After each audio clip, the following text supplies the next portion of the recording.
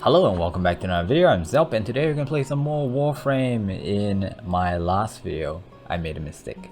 So apparently in one of the columns I miscalculated something. I did not add the extra damage that corrosive actually does to ferret armored enemies. Instead, I only did the armor reduction.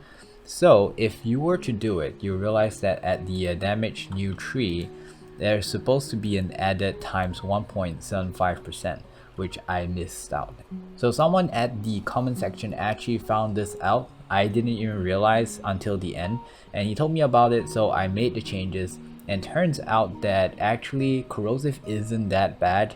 It actually has a turning point around 1.4k armor. So from then on, technically if you're using purely corrosive damage, corrosive is better than viral against fire armor. But when it comes to alloy, viral is still a lot better, no doubt about it. And if you don't know what I'm talking about here with all the numbers, go watch my last video. So because of that mistake, I added my correction in the description. I also linked this entire spreadsheet along with the two others that I did in my last two videos or last three videos on the same page, so that in case you guys want to, you can check my numbers. I do not want to give any false information. If I did something wrong, I have to state it out, because otherwise everyone is just going to have the wrong idea, and that is not going to help us with Warframe. And again, special thanks to the person who realized my mistake. Now on to today's video. So I've been talking a lot about virals, a lot about armor, a lot about corrosive, and I'm kinda bored of it already. So I want to look at something a little bit more different. Yes, there's still a lot of synergies involved that I still want to take a look at, and I want to make my like so-called really good combo stuff. But I also want to know what are the other changes, and if they actually affect the meta, or if they still even matter. And one of the few things is like impact. Impact has always been in shadows. Now while playing around with all the other status, I actually found something very interesting, and I feel like most of you guys might not know. So hopefully this is not a bug, and that there is some kind of uniqueness to this new thing regarding electric procs. A long time ago, electric procs work like this. If there is let's say 3 enemies over here, I shoot one, it's going to burst out with sort of like a chain electric thing, and it's going to affect the other two. They are going to get stunned. Everyone's going to get stunned and take some damage, and once they are in the animation of being electrocuted, any subsequent proc will not do any extra damage, nor will it stun them, right?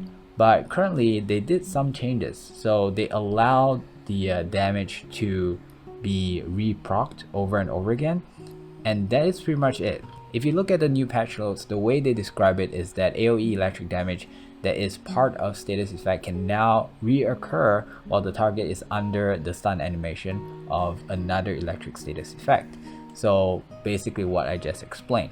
If you go over to wiki, you'll see that it says, where the electric, it says chain lightning deals 50% base electric damage to enemies within 3 meters of the target and stuns them for 3 seconds. Now if you click into electric damage in wiki, you'll actually find a lot of other stuff, including like things like weaknesses, how to calculate the damage. But there's something that seems to be lacking here. When I test it out, turns out that, first of all, let's go through like the bad news first, and then we'll go to the better stuff. So let's say if I unpause these 8 ancient healers. Okay, so I don't know if you can see, but they are relatively close. I'm trying to shoot just one of them, and what I'm trying to showcase here is that even though you can see the one at the sides taking electrical damage, so basically the spread hit them, they do not get stunned. So that is what I'm trying to say here. It's like the stun no longer applies in AoE. So I can shoot this one as much as I want, but you can see the other enemies around him is moving freely. So that is one of the changes, which I don't really know if it's intended. But basically the whole AoE stun from electric procs no longer occur. I think I can give you a better example. Let me try that again. This time if I pause the enemy, maybe, because when they get stunned, they have that whole stun animation, so maybe you can actually see it based off not having the stun animation. Okay, so you can see the ones at the side take damage, right? But then they did not get the stun animation, so they are basically not getting stunned. That's what I'm trying to say. Now another thing that you might realize is that why is the damage coming off of them in ticks, like as if it's some kind of bleed proc or some DOT from toxin or something, because for some reason it seems like it also does DOT damage. Yep, electric proc does DOT damage. Now this is my current build. It's really just electric. You can see my slash is negligible. It's like only 6. And yeah, so the weight on electricity is a lot higher. I also bumped my status up really as much as I can with whatever that I could. So let me just showcase that again. Pay attention to maybe the heads up display to see if there's any slash procs going on. Okay, there is some slash procs on this guy, but this guy did not get any slash proc, but you can see the tick coming out of him, right? There you go. This one did not get any slash proc, but you still see damage ticks coming from the rest of them. So it seems like there is a DOT effect to the electric damage. Now the thing about electric proc is that, oh, it's really noisy here.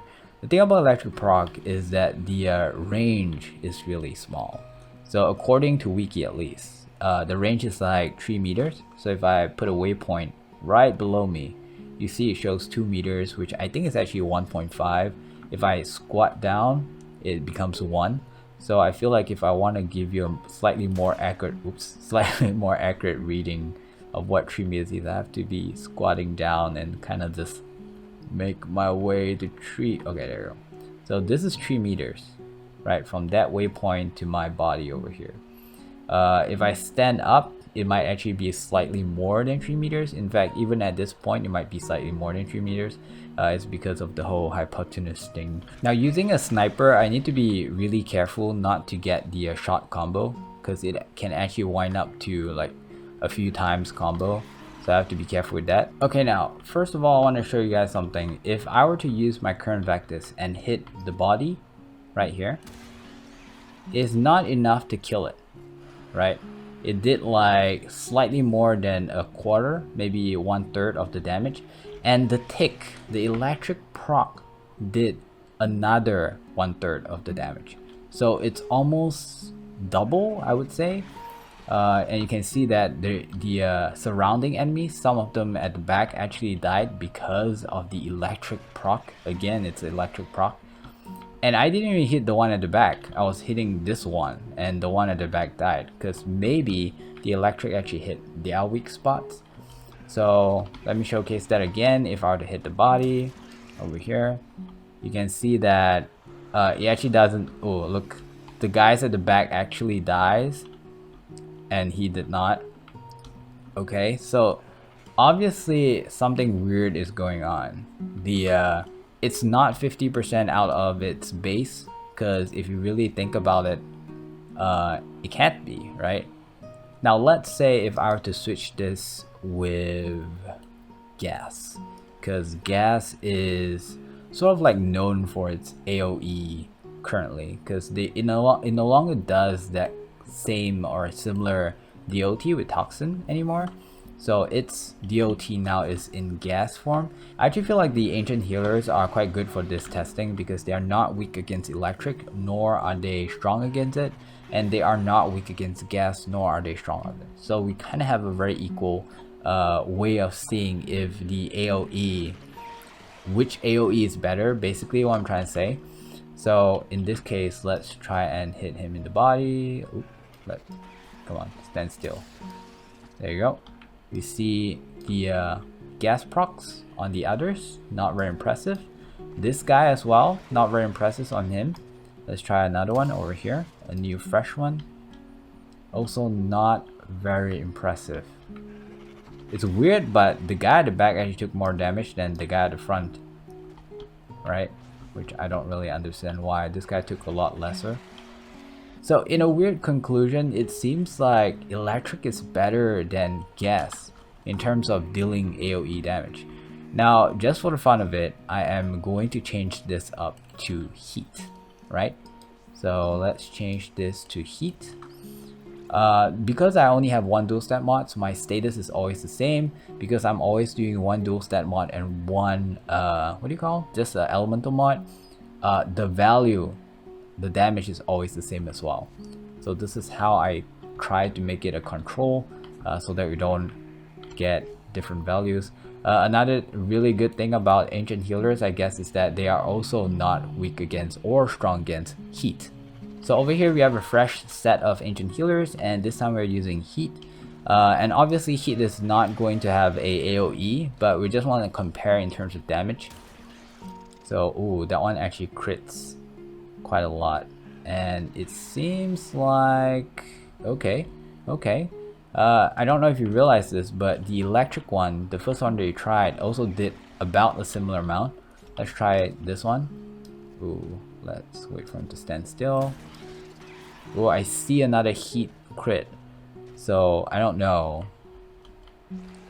Did my electric crit as well when it did this much damage? Now, if you guys do not know, heat procs are also DOT. They have the ability to remove up to 50% of the enemy's armor, but over here it doesn't apply because we are testing it with ancient healers, which does not have armor.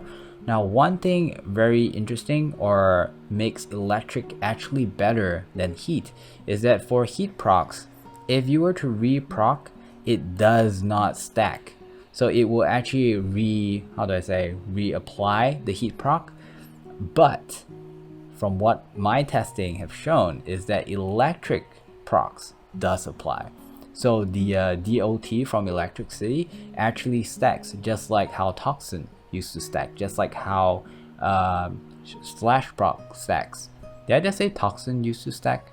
I think it still stacks. Right now over here we have a melee that is modded strongly with electric. Now I want you to take a look at the number of ticks coming out of the enemy. If you see carefully, they only have electric procs, right? But they seem to have multiple electric procs, and it does a ton of damage to them.